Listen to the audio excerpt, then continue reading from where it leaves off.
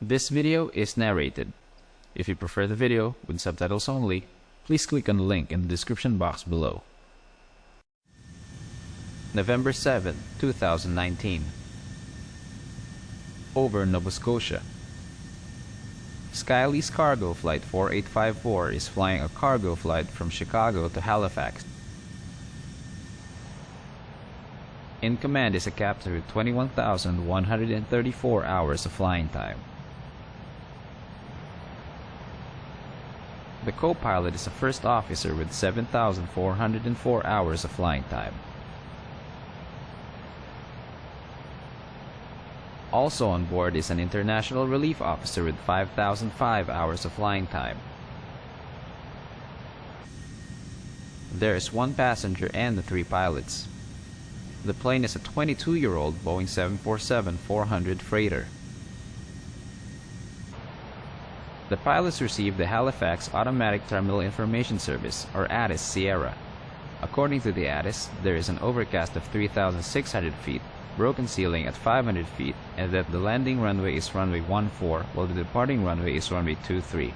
After reviewing ATIS Sierra, the captain conducts the approach briefing for runway 14. The briefing includes the landing distance required and the approach speed based on the landing weight in the flight management system. The briefing also includes a planned flap configuration of 25 and an auto brake setting of 4.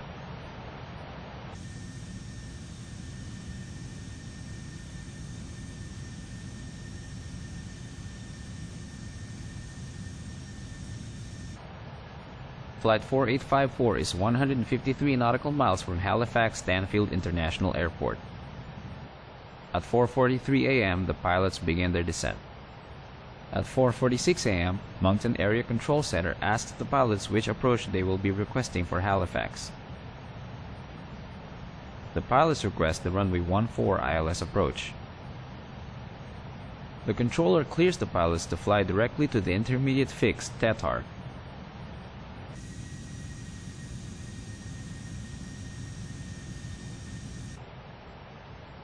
Flight 4854 is 52 nautical miles from the airport. Moncton ACC transfers the pilots over to the Halifax Tower. The pilots acknowledge the instruction and make the initial contact with the tower. The tower controller informs the pilots that the wind is at 260 degrees at 15 knots and asks the pilots if they had received ATIS Tango.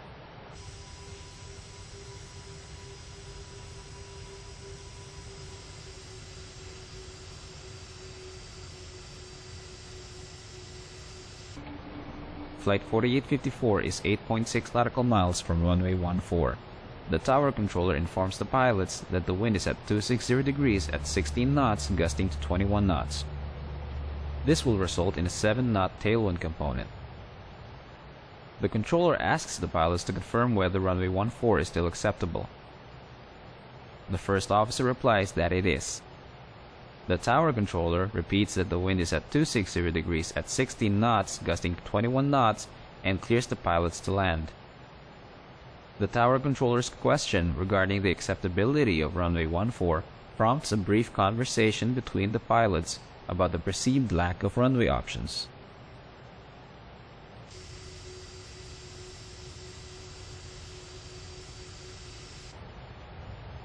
At 5:04 a.m., Flight 4854 passes the final approach fix, Imano. The aircraft is 4 nautical miles from the runway. The pilots confirm the presence of a tailwind. The captain confirms the direction of the speed of the wind with the first officer. However, the pilots do not adjust their approach speed. The pilots review the go-around procedure.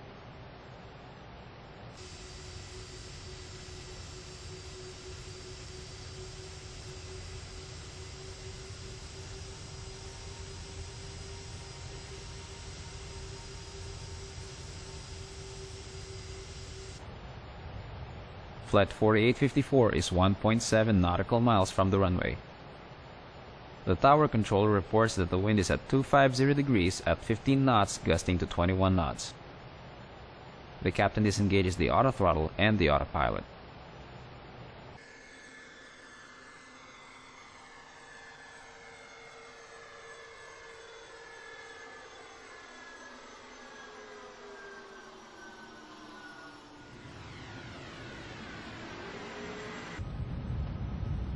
The captain realizes that the aircraft is not decelerating as expected.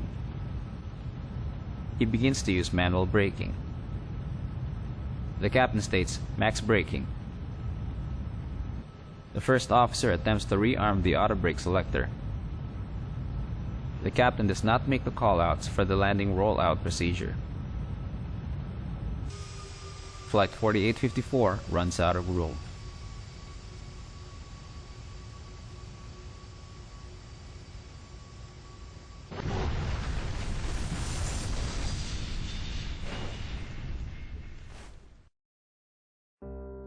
Lease Cargo Flight 4854 overruns runway 14 at Halifax Stanfield International Airport.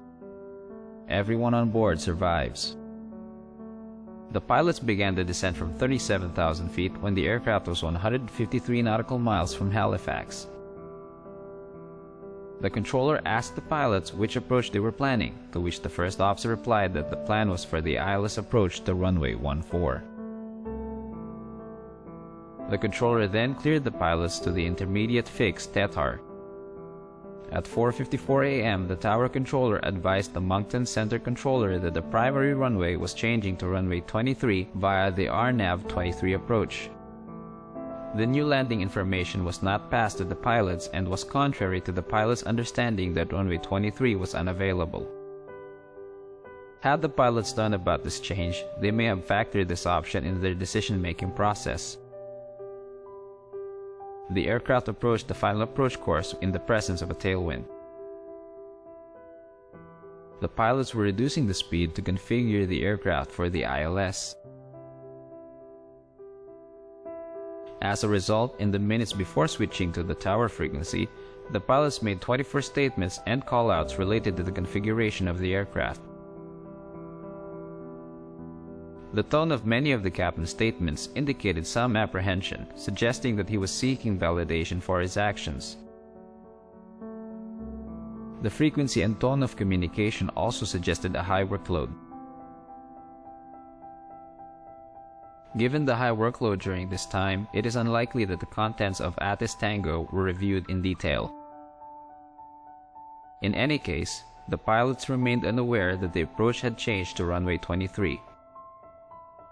The pilots also did not understand that the wind information provided to them by the tower had changed significantly since Atis Information Sierra and Tango were issued. The wind had now resulted in a 7-knot tailwind. When the aircraft was 8.6 nautical miles from the runway, the tower controller informed the crew that the wind was from 260 degrees at 16 knots, gusting to 21 knots. The tower controller then asked the crew to confirm that runway 14 was still acceptable. The first officer confirmed that it was, and the tower controller repeated the winds and cleared the flight to land on runway 14. The pilots had limited situational awareness of the conditions at Halifax. Investigators concluded that continuing the approach to runway 14 was the only option available to the pilots. Over the next 20 seconds, the pilots briefly reviewed calculations involving the wind strength and gust to confirm that they would continue to use their planned approach speed of 164 knots.